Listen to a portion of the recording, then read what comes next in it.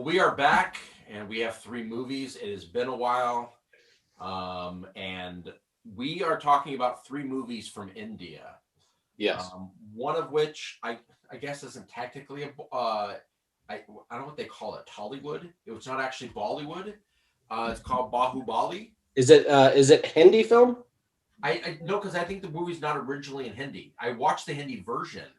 Hmm. Is that the version you watched? I'm gonna be. I should probably just stop guessing because I'll just sound really racist because I have no idea.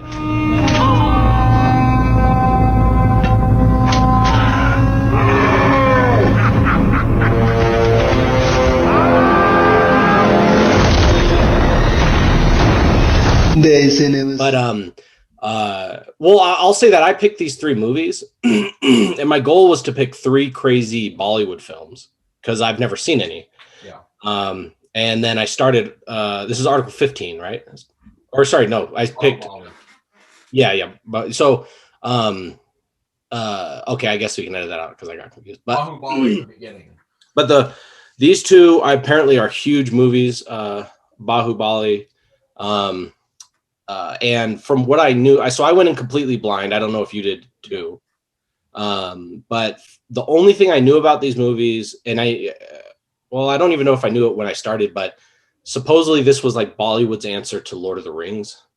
Lord of the Rings was this huge epic multi-movie thing, and Bollywood supposedly wanted a similar thing. And so this movie, and I think I felt that. I think it made sense to me when I watched it. Well, let me read a few things from Wikipedia real fast so we can back think because I don't know how you felt about the movie, so we'll find out for a second. This is so it says Bahubali the beginning. This is the first part. Is a 2015 Indian epic action film by S.S. Rajamouli. Mm-hmm. And so this film is like, in a sense, it's like you say, it's kind of it's like a fantasy. It's a fantasy different though than obviously when we're talking about Lord of the Rings. This doesn't have elves or anything like that in it. But the film was made on a budget of $25 million. Now, it says it made it the most expensive Indian film at a time of its release, which is insane to me, since $25 million is not a huge thing here. No, $25 million is like less than like what they made all those Nick Cage movies that we just watched. Yeah, and this movie's trying to. So the first movie, you have a movie that's about 2.5 hours, and they dubbed it into multiple languages. It's going for huge. The intentions, what they're trying to go for in this movie, is gigantic with the special effects, giant war scenes, just like trying to have CGI everything in this movie. So only 25. The film opened wide and talked about. It became the highest grossing film in India, and the highest grossing Indian film worldwide, and the highest grossing South Indian film. Now I don't know what all that means because I don't know how they all think of each other. But this movie also received several accolades. Yeah. And I figure it must have been pretty, to get pulled into Netflix, they must have thought whatever. But it won the National Film Award for Best Special Effects and Best Feature Film, becoming the first Telugu film, that's how you pronounce it, to win the award at the 63rd Filmfare Awards South. The Telugu version won 5 awards from 10 nominations, including Best Film, Best Director, Best Supporting Actress, and it was the first Indian film to be nominated for Saturn Awards, receiving 5 nominations at the 42nd ceremony, including Best Fantasy Film and Best Supporting Actress. After reading these sort of accolades, and I didn't read these before, after reading all these sort of things and actually seeing this movie, I think I would have expected a little bit more.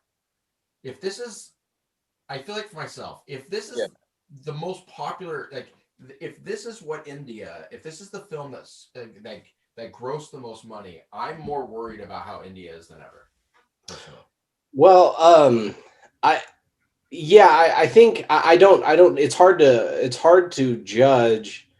Well, I mean, I would just say if we look at the other movie that we're going to review, this week. Yeah. Article 15. That's a more serious, straightforward, just drama. It's not what I would not. I mean, there are parts of it, but in general, it's not like it's super goofy or over the top. Yeah. So I think I'm not sure if this is groundbreaking just because no one's ever seen anything like it, you know. And some of the special effects I think do work. They Bollywood, as far as I know, they don't really, especially with their action, they're not too worried about physics as they are of, it looking cool or whatever. Yeah. Some of the CGI doesn't work at all. Some of it I think does. Um, uh, but yeah, I don't really know how to judge it, in that I'm coming from a place of not only American films, but the large majority of the things that I've seen are American cinema. And so then to come in and kind of, you know, judge the Bollywood based off of that is difficult for me unless I saw a significant amount more. But I will say this, and I don't know what you thought about this, but I found these movies endlessly entertaining. I really enjoyed these movies. Um, uh, I have one main criticism about the movie, but really it's just one main criticism, which I'll get to probably, and well, I'll get to at the end of this thing. But um, this movie, like you said, it's not a fantasy in the what we would consider like, Lord of the Rings fantasy. But I had the sense early on, the first scene. So the movie starts with a woman coming out of this cave with a baby, right? And she's all beat up, and then these warriors are following her, and she beats them down pretty fast while holding a baby, and she's trying to cross this river. She gets swept away in the river, and then I get so her hand is just, so she keeps the baby alive by holding. Oh, before she gets swept away by the river, she prays to Shiva, and she asks Shiva. She says basically like, you have to keep this baby alive, and so she gets pushed under the water, but then she's able to hold the baby out of the water with one hand all night, I guess. And right when that's happened, oh, and then the next day people find the baby's still alive. They pick the baby up, and then her hand is just in a pointing position to the top of the mountain, right? And but right when that happened, I felt like, I really did feel like I'm watching a filmed version of mythology, right? I felt like I was watching a literal take on something from the Old Testament. And I'm assuming that this story is based off of some type of holy scripture, if it's Bhagavad Gita or something, right? I have to assume it's based off something. Because nothing that happens makes any sense. Like, why wouldn't they pull the woman out of the water? Or why do they know she's trying to tell them that the baby came from the top of the mountain? And throughout the movie, this stuff happens all the time, and it makes no sense, but it makes sense in the idea of, I felt like I was just watching an ancient myth that would be written somewhere, and doesn't make any sense, but it makes its own internal logical sense, and you just kind of go with it, And I don't know if I don't know if you got that same feeling too, but right from the beginning, I thought, okay, I think I know what I'm dealing with here, with genre, or what I'm getting into, which is, I'm getting into a old earth mythological time, if I'm saying that correctly. No, so yeah, it immediately starts with the myth. Now, the thing that I immediately noticed, which was the main thing I was focusing on at the time, was this. So this woman is taking this baby, and she fights these guys, and I'm like, this looks a little bit like a sci-fi original, kind of. But I can tell it's like mythological. When she's moving the baby through the water, the baby keeps switching. At one point, the baby's real, then it's obviously a doll, then it's obviously CGI. Like, it keeps switching as she's grabbing the baby, where I was just laughing during the whole time, because their ability. Now, this happens in TV shows and movies all the time. You can tell someone's not holding a real baby. But this time it was so obvious that, and they kept switching how they were doing the effect. Mm-hmm. And one time the baby's face was pretty clearly like super white, like painted white, And then she holds the baby up, and then you're like, oh, now it's a CGI baby. So it kept switching what it was doing. And then it kept cutting to the waterfall, which they kept switching between an actual waterfall and then a giant like CGI waterfall. So they kept switching between the two.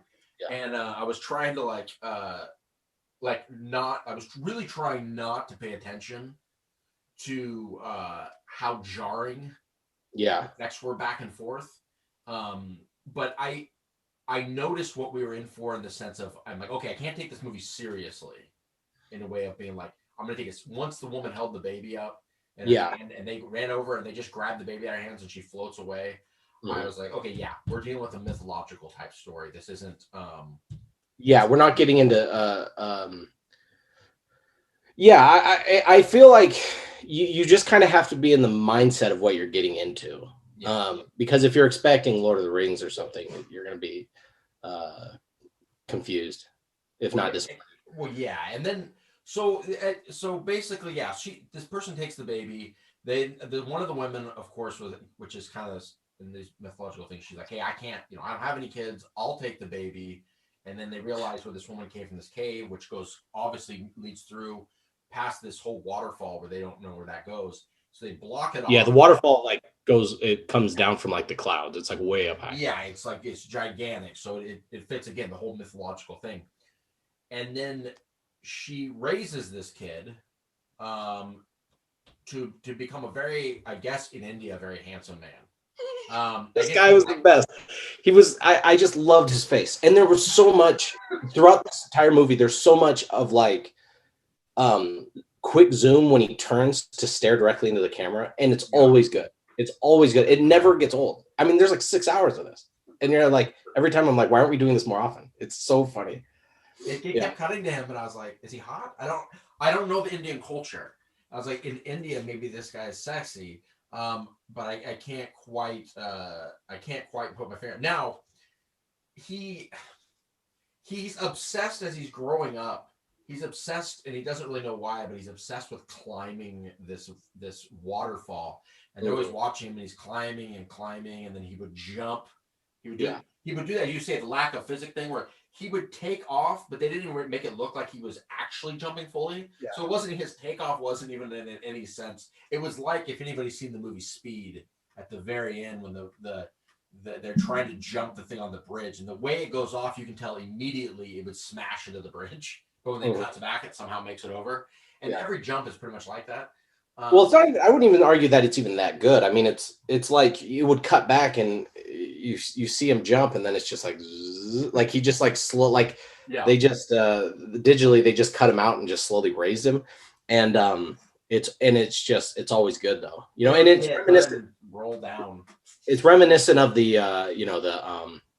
Dark Knight Rises scene, where Bale's trying to get out of the giant pit. Oh yeah, he's just and everybody's watching him, and it's like, will he be able to do it?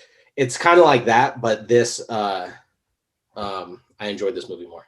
So he's trying to get out of this waterfall, and he keeps climbing it, and then one day this mask comes falling down. Okay, not Jim Carrey. It nothing. It looked like that at first. Yes. This mask comes down, and he's like, ooh. And he's like intrigued by the mask, and he's like, where did this mask come from? I must find this mask. And he ends up seeing the mask leaves an imprint at one point where it's obviously like, oh, he thinks it's a beautiful woman. No, well, right. Okay. So I feel like I could talk about this movie for hours, but what's really good about that is he takes the mask and he pushes it into the sand. Yeah. And then he pulls it, and he's intrigued by it. Now, I have no idea if we're supposed to understand what's going on. And again, I think if we knew the culture, things would make a little more sense. Cause I'm just like, I have no idea what this means or why I have no idea why he's intrigued, but he pulls it and he's all intrigued with the imprint, and he starts to draw hair. And then in a Naked Gun type switch, all of a sudden it cuts, and it's just this beautifully sculpted woman's face, where it's clearly he was just drawing a stick figure, and then he just cuts, and it's this sculpted face. And again, I have no idea what that meant at the time.